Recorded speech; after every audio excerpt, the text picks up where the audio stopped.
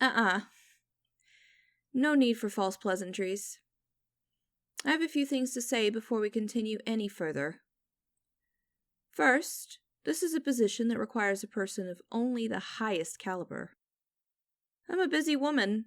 I don't have time to suffer fools. I will not hold your hand or repeat myself. If you have any doubts as to whether you're a good fit, don't waste any more of my time or company's resources, and leave now. You're a smart boy. Top scores on your SAT, passed secondary school with flying colors. I'm sure you'd be able to find your way to the door. But if you believe yourself to be more qualified than my previous assistants, follow me. Right this way. Yes, I normally wouldn't be escorting you to my office myself, but, well, there's a reason I'm looking for a new personal assistant. Most of them just can't keep up with the demands of the job. That brunette you saw leaving just a few moments ago? The one crying as she ran for the door? She lasted 2 days. Not exactly a world-class record, but I commend her efforts. No, that's not how things work. I'll forgive you this one time, but this is your only warning. You will not direct me to enter my own office. Pulling that ladies first line is not going to win you any favors with me.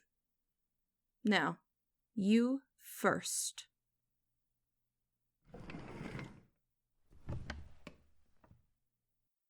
Now, you've been through the intentionally rigorous process that's led you up to this point.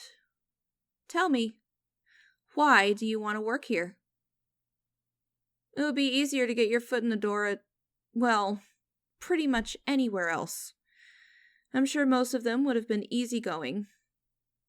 You would skate by doing the bare minimum, reach retirement, and live comfortably on your pension until the day you die of old age, having never done anything extraordinary. Yet, you choose to apply here, at my company, and even follow through on all of the steps that got you here. It hasn't been easy, has it? You've never been one to do things the easy way, you say. Come now, give me the real answer, not the canned response.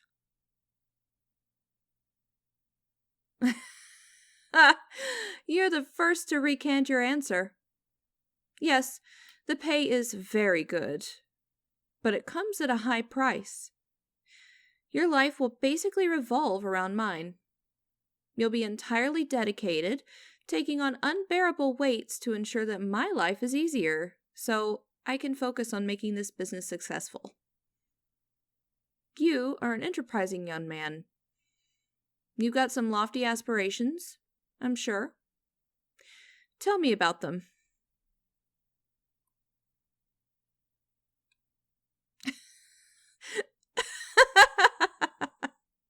You want to be sitting where I am one day. You're either very brave or you're extremely stupid. We'll just have to wait and see which one proves out. Well, let's go over your education. You've had a myriad of clubs and achievements in college, but very little is filled out in regards to your high school career. Why is that? Lack of ambition, You didn't seem that way at the time. You seem surprised. You still don't recognize me.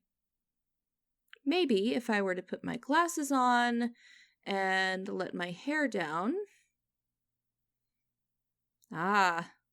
Judging by that look on your face, your two brain cells managed to rub together just right and an idea was formed. Good for you.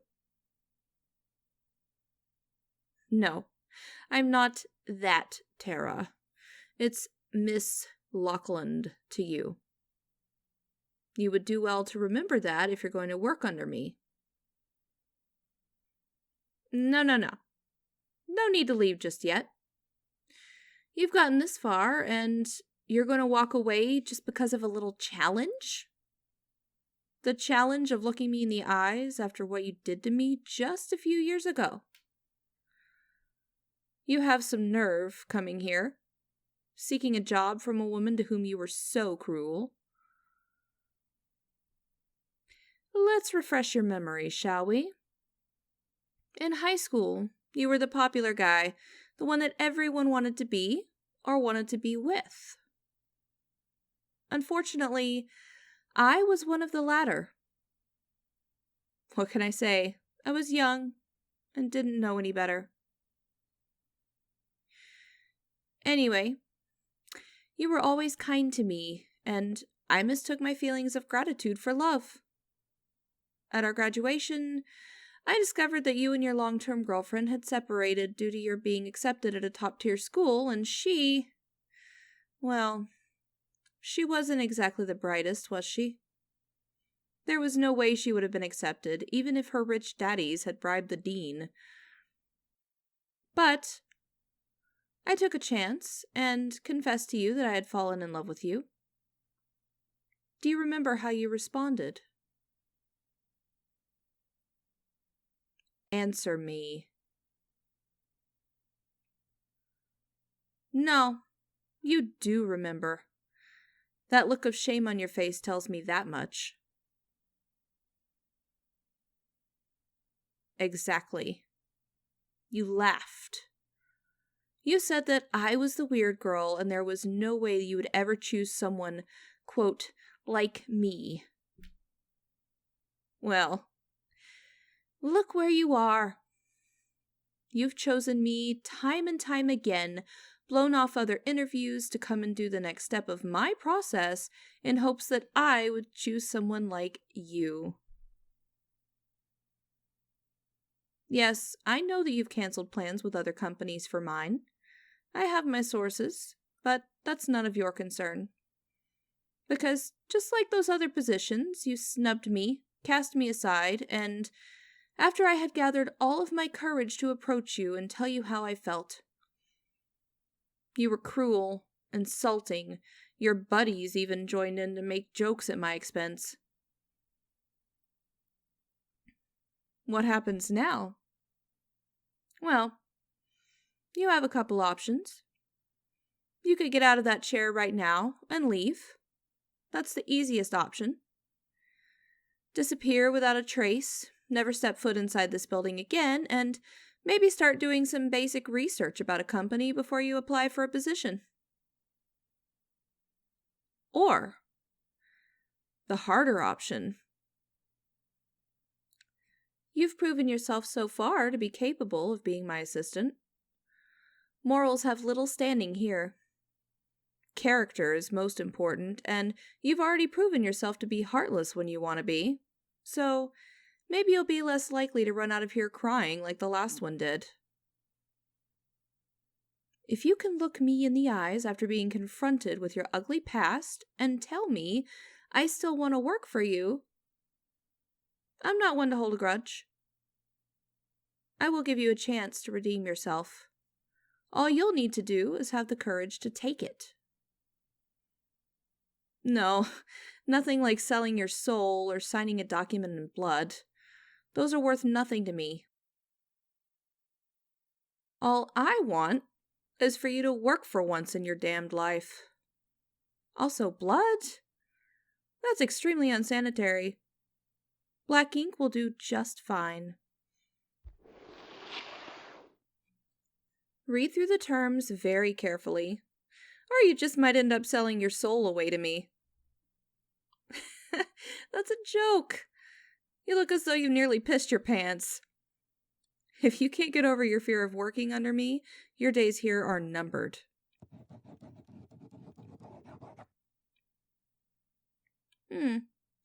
Your handwriting has improved since then. I guess you are able to do better if you apply yourself. That wasn't a compliment. Anyway, as you've read in your employment contract, you are on the clock 24/7. If I call, you answer. I don't care what you're doing in your personal life.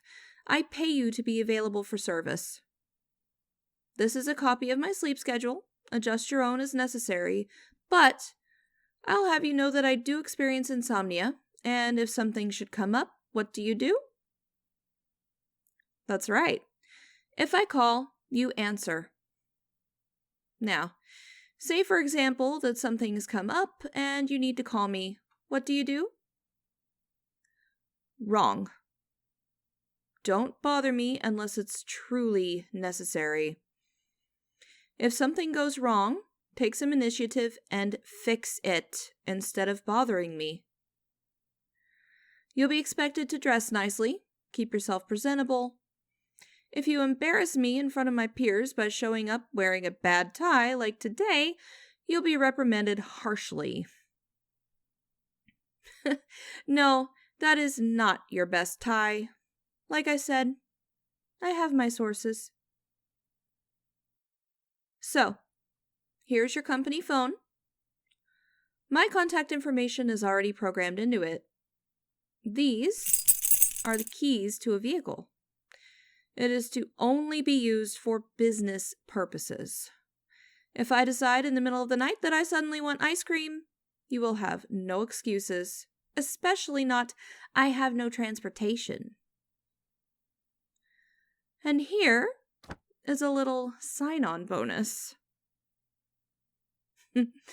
Judging by your facial expression, that's the most money you've ever seen in one location,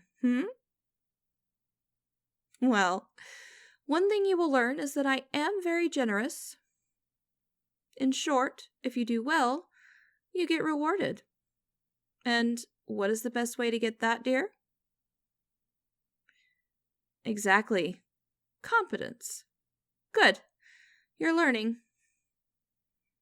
There may be a place in this establishment for you after all. Now, how about you take some of that money and go get yourself a new tie?